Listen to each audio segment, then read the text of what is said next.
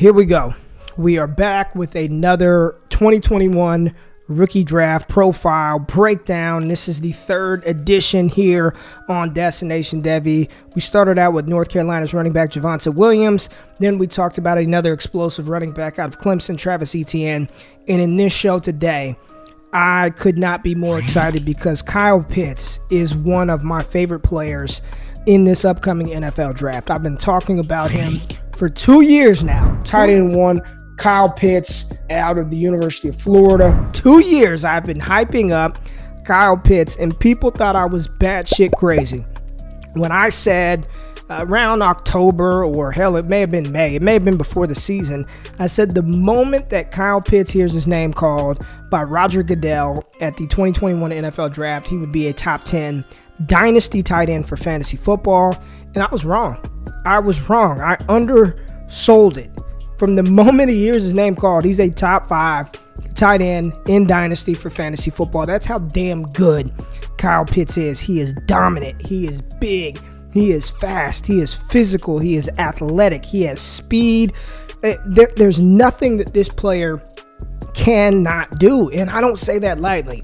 Outside of George Kittle, Travis Kelce, Darren Waller, maybe you can argue TJ Hawkinson, maybe you can argue Mark Andrews. I do not believe I would want either of those players over Kyle Pitts as a prospect. That is how good he is. And when you watch him play, it is hard. It is very hard not to think about former Detroit Lions wide receiver and future Hall of Famer Calvin Johnson. It's hard not to picture Megatron out there playing damn tight end. That's how good he is, and I'm not saying that lightly. Now, it's not my comp for Kyle Pitts. I'm not gonna go that far. But it's hard not to look at 6'5", 240, 250 pounds, and to see the way he moves, see the way that he runs routes, see the way that he creates separation against defensive backs with release work. It's hard not to think about Calvin Johnson. That's how good this player is, right? Kyle Pitts is an absolute stud, dynamic player that I think makes an impact on whatever NFL team he lands on from day one. He's going to make an immediate impact. Who the hell is he? Where did he come from? Is he just a one-year wonder? Hell no.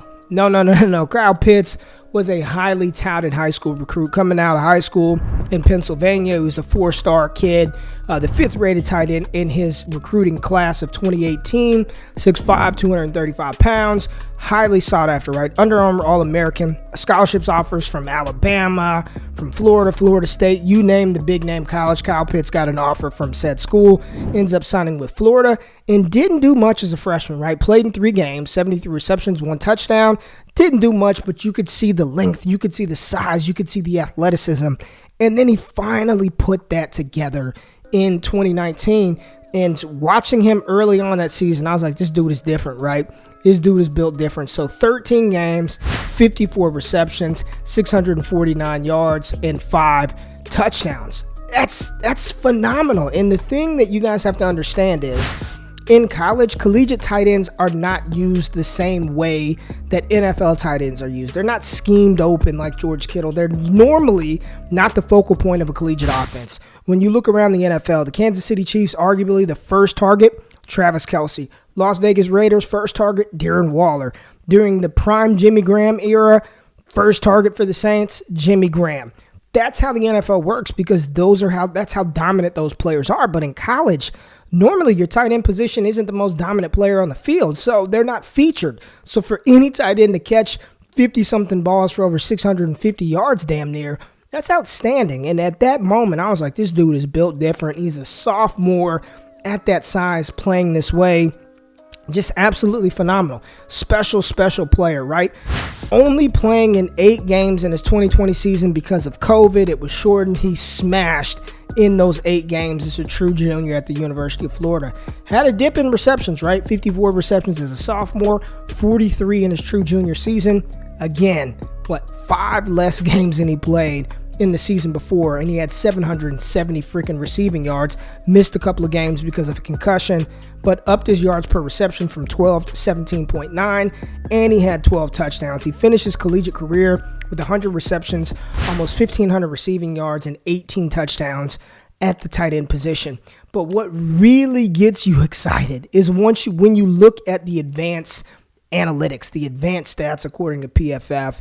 And it's truly mind-blowing to see how damn good Kyle Pitts was. And when you watch some of these highlights, right, when you're watching him maneuver around on the field, I mean, it's just, you can't explain it. He looks like a wide receiver. He looks like a wideout. The way, and I talked about this in the open, the way that he's able to release off of the line of scrimmage and defensive backs can't get a hand on him. The speed, you see him pulling away from defenders, 50, 60-yard touchdown runs, going up over top of defensive backs, skying over them, using that contested catch ability. It's really impressive. I believe that if he were categorized as a wide receiver, he'd be a top 3 wide receiver in the 2021 class. That's how talented he is, but he also thrives in line. And when you take a closer look at his 2020 season, right? He was number 1 in the country in deep pass targets, right? Targets of the football, 20 yards or more downfield. Number 1 for the tight end position with 17 of those. Number 1 with deep target receptions from the tight end position with 10. And of course, if he was number 1 in targets, number 1 in receptions, he led the country in yards down the field, 20-plus yards with 331 of his 770, led the country in all of those categories. Now, here's the part of the statistical breakdown that blows my mind. A lot of people are like, oh, he's a wide receiver. He lined up in the slot so much, and, can he stay in line? Can he block? Can he play a real traditional tight end position? First of all, I don't give a shit. George Kittle is in line. He's at the H-back. He's at the slot. He's playing out wide. Travis Kelce, H-back, in line at the slot. The more versatility you have, the better, right? Especially for us in fantasy football. But Kyle Pitts in 2020, 63 slot snaps for the entire season, which was 65th in the country at the tight end position, almost dead last. He was dead last in college football in slot snap percentage, right? The worst. Never lined up in the slot. Dead last in slot snap percentage. Almost last for slot snaps in the season. But with that being said, he was 8th in the country with targets from the slot at 22%. So while he wasn't even playing in the slot a lot, while he was almost last with slot targets, he was 8th in the country with target percentage from the slot. So when he was lined up there, Kyle Trask was throwing him the ball, and he was tied for 20th with 11 slot receptions. So when they put him in that situation, it wasn't to be a decoy. It wasn't to play around. They were throwing him the damn ball. And here's what I really like to see. 3rd in the country in yards per route run from the slot.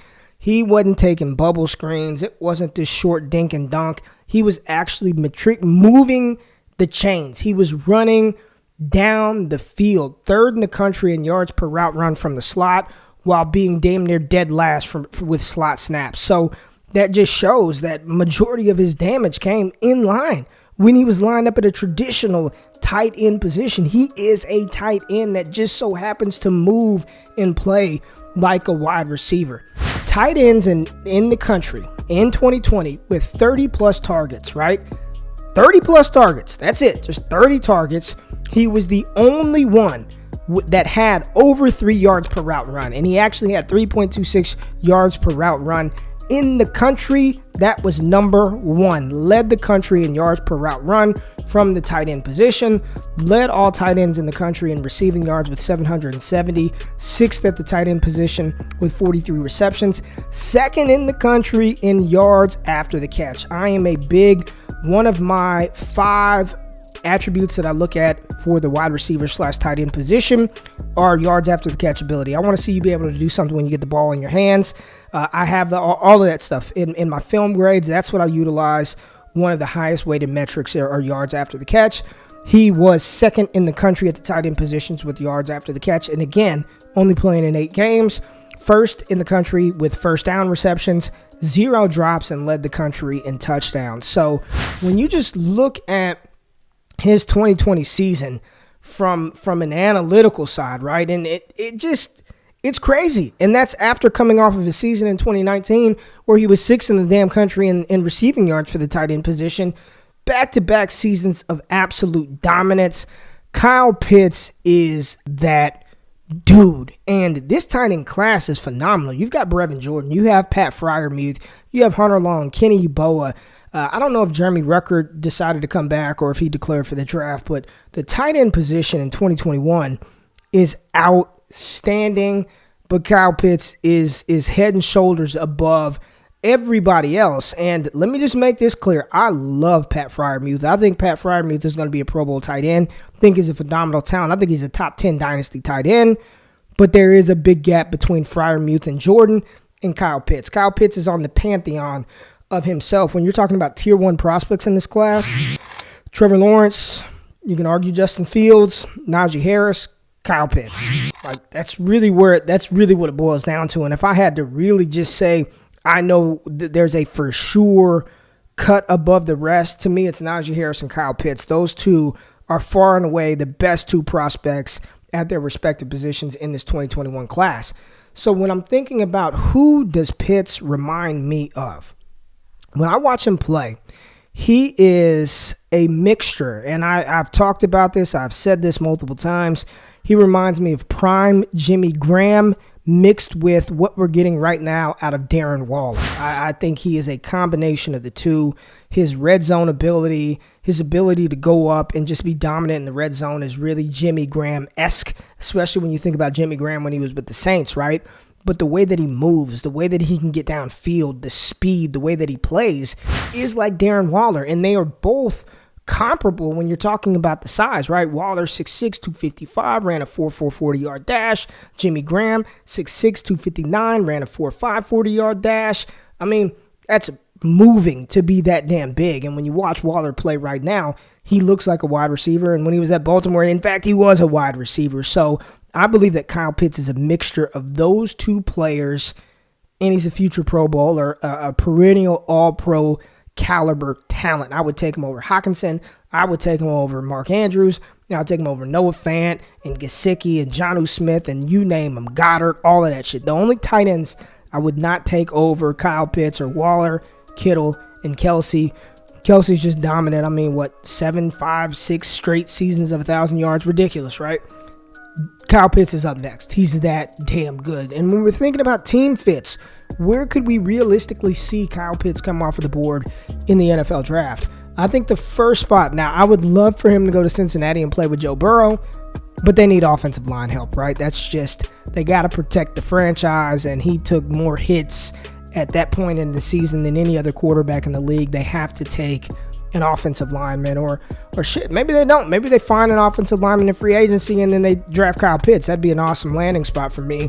But I think realistically, the Carolina Panthers at 8, if they don't go quarterback and for whatever reason they decide to roll with Teddy Bridgewater one more season or feel like they can get one of those second or third tier quarterbacks in the second or third round, Carolina, they desperately need a tight end. Ian Thomas ain't it. I don't know who else they have behind him. Christian McCaffrey, DJ Moore, Curtis Samuel, Robbie Anderson. You add a Kyle Pitts to that mix, and that offense is absolutely lethal. I also think the Dallas Cowboys at 10. And being here in Texas, a resident of right outside of Dallas, I believe there are more pressing needs than the tight end position, right? There are more pressing needs that the Cowboys need to address. But I would love to see him play with Dak Prescott. You put Kyle Pitts with Dak Prescott, Ezekiel Elliott in that rushing attack, Amari Cooper, CeeDee Lamb, Michael Gallup. Again, one of those dream situations that just seems way too unfair. I really believe a spot that he fits so well with, and I think it would be a perfect system quarterback pairing, would be the Arizona Cardinals. Now, does he fall to 16? I don't think so, especially after he tests. If he participates in the pro days and stuff like that and runs like we expect, 16 is wishful thinking. But the Arizona Cardinals, Dan Arnold and Darnell Daniels or whoever the hell he is, Kyler Murray needs something else. I think Kyle Pitts would help that offense out tremendously. It helps out DeAndre Hopkins, helps out that rushing attack. So I can see him coming off the board to the Arizona Cardinals at 16. And then two teams that own the first 2 picks in the draft have a lot of draft equity to play with. Jacksonville Jaguars and the New York Jets. Neither of them are going to take them with their first pick, right? 1 and 2. That's not happening. But both of them have multiple first-round picks. They could move one of those first-round picks to move up to get a Kyle Pitts to pair with whether it's Justin Fields and Trevor Lawrence or Trevor Lawrence and Zach Wilson. What? Would be a mistake for the Jets to do that. But if they wanted to move up and get Lawrence or Fields, a pass-catching tight end, both of the teams need one. Josh Oliver, the Jets, Chris Herndon, I don't know about that. I'll take Kyle Pitts over both of those guys without question. So those are some of the team fits that I think that he would fit in well, and those teams actually need players. Bro caliber type prospect. He's fun to watch. He's going to be fun to roster in our fantasy leagues, and he's going to be fun as hell to watch over the next 10, 15 years in the NFL. I appreciate y'all dropping by. Come check me out, man. I'm telling you what we're doing every week. Film breakdowns. This week, we're going to take a look at Trey Lance versus Justin Fields. Patreon.com/allgas live stream with the patrons. The chat is great. We're going to take a look at this Trey Lance because, listen, I love me some Mac Jones. I think he's a fantastic pocket passing quarterback and prospect. Going to be a first-round pick, I believe. But Trey Lance, the upside of Trey Lance, he is very high for me in the quarterback rankings. So we're going to take a look at Trey Lance this week. Trey Lance versus Justin Fields. Hey, if you want to come check that out as well as the best Devy database with 2021 and 2022 prospects, come over to the squad. Patreon.com/allgas. Make sure you're locked in the destination. Devy, thank you for being here. Smash that subscribe button, and we'll be back later this week with more content. But I'm out. Peace.